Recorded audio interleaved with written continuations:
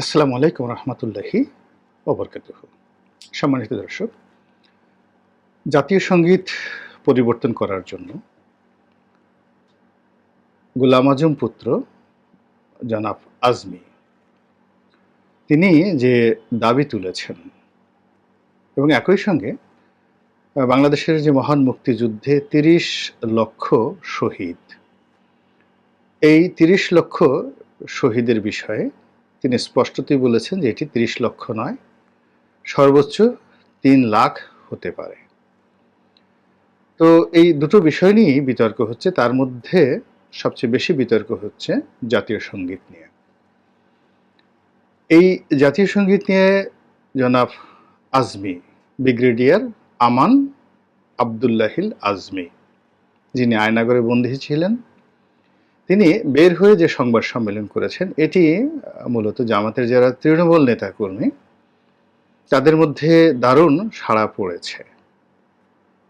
একই সঙ্গে যারা ইসলামপন্থী রয়েছেন, জামাতের ঠিক উল্টো রাজনীতি যারা করেন, আহলে সুন্নাত ওয়াল জামাতের যে সকল নেতৃবৃন্দ রয়েছেন তারা সহ তরুণ প্রজন্মের যে জেনারেশনটি মূলত জামাত প্রভাবিত, তারা কম বেশি সবাই এটাতে সমর্থন দিচ্ছেন।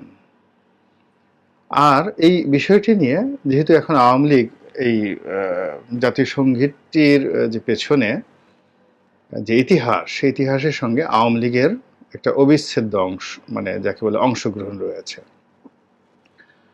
তো স্বাধীনতা যে ঘোষিত হলো ২৬শে মার্চ ১৯৭১ সনে, তার অনেক আগে থেকেই এই জাতীয় সঙ্গীতটিকে Dobroczynne flawonoidy znajdziesz w owocach, warzywach, a jeszcze więcej w zielonej herbacie Lipton. Select করা হয়েছিল।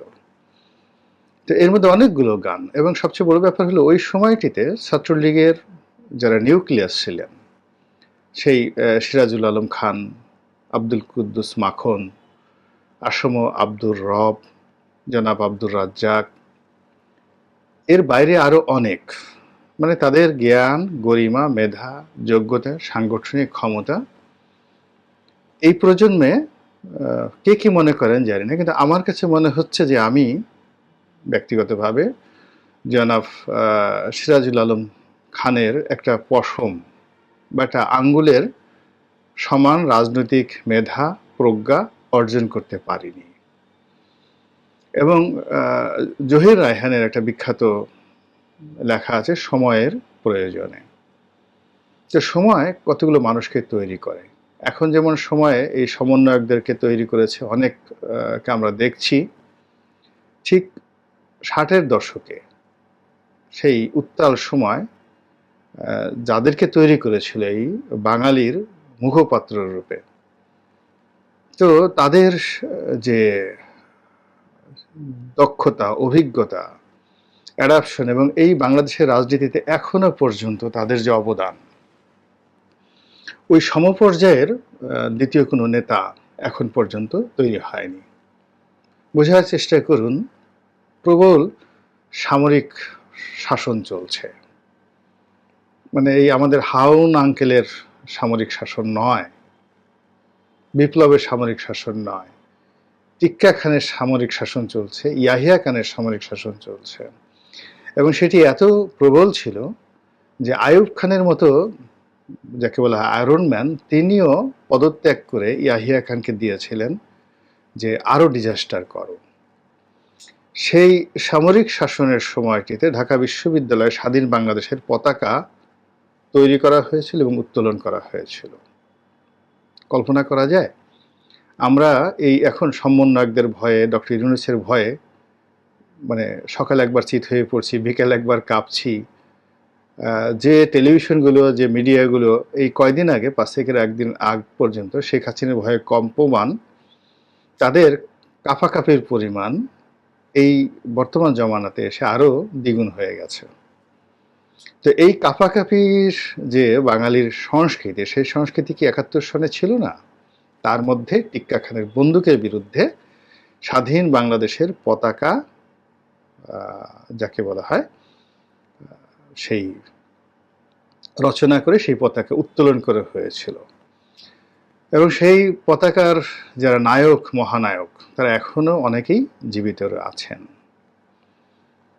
তো তারা ইনক্লুডিং ফেরদৌস আহমেদ কুরেশির মতো জিনিয়াস, সুপার জিনিয়াস এ যুগের যারা আছেন তারা কল্পনা করতে পারবেন না যে তাদের লেখাপড়ার মান কোন পর্যায়ে ছিল।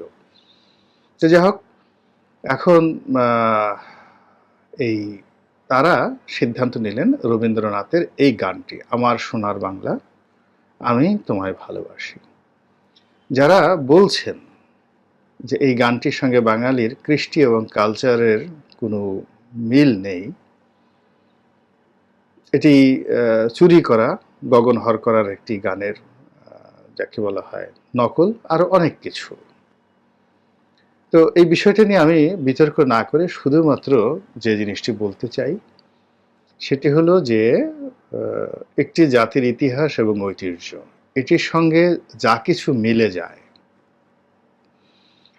তাকে নিয়ে প্রশ্ন করতে হয় না। আমাদের ভাটিয়ালি গান, আমাদের ভাওয়াইয়া গান, আমাদের মোহনবাসীর সুর, মানে এগুলো আমাদের ইতিহাস এবং ঐতিহ্য। আপনি যদি আমাদের সেই বাবু সেলাম বারে বার, সেই আব্দুল আলিম এবং নীনা হামিদের সেই বিখ্যাত গান আমার নামটি গয়া বাইদ্যা বাবু বাড়ি পদ্মার পাড়, এখন আপনি যদি এই গানটিকে বাদ দিতে চান এটা হবে না। এই বাঙালি রক্তের সঙ্গে মিশে গেছে। পদ্মা নদী হয়তো কোনোদিন যদি নাও থাকে, কিন্তু এই গানটি অমর হয়ে থেকে যাবে। এখন এই যে আমার সোনার বাংলা আমি তোমায় ভালোবাসি, এই গানটি গেয়ে মুক্তিযোদ্ধারা মুক্তিযুদ্ধ করেছে 9 মাস। আমরা যদি এই 2002 সনে বা 2024 সনে 2000 শহীদের ভার আমরা বহন করতে না পারি। Sprzedawanie na Vinted to pestka. Wystarczy apka, fotka, parę kliknięć i cyk. Wystaw swoje rzeczy i zacznij sprzedawać.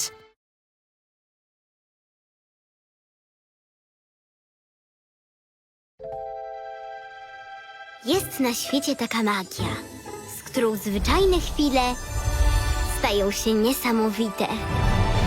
To magia księżniczek. Dzięki niej marzenia są pół kroku stąd.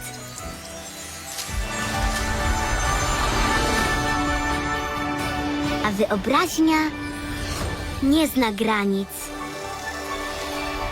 To ta magia daje odwagę, by zrobić pierwszy krok ku wielkiej przygodzie.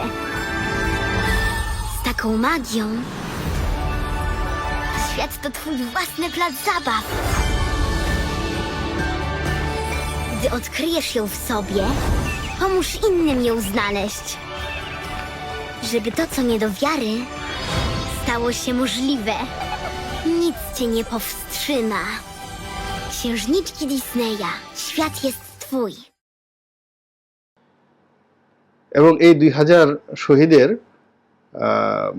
রক্তের বদলা নেওয়ার জন্য আমরা গণভবনকে জাদুঘর বানানোর সিদ্ধান্ত নিতে পারি, তাহলে 3 লক্ষ বলেন আর 30 লক্ষ বলেন, তাদের সেই শহীদানের রক্ত এবং 9 বছরের অক্লান্ত পরিশ্রম এবং যুদ্ধ, তার জন্য কত বড় জাদুঘর হতে পারে।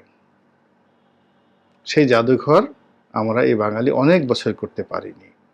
সেগুনবাগিচাতে ছোট্ট একটি মুক্তিযুদ্ধ জাদুঘর তৈরি হয়েছিল।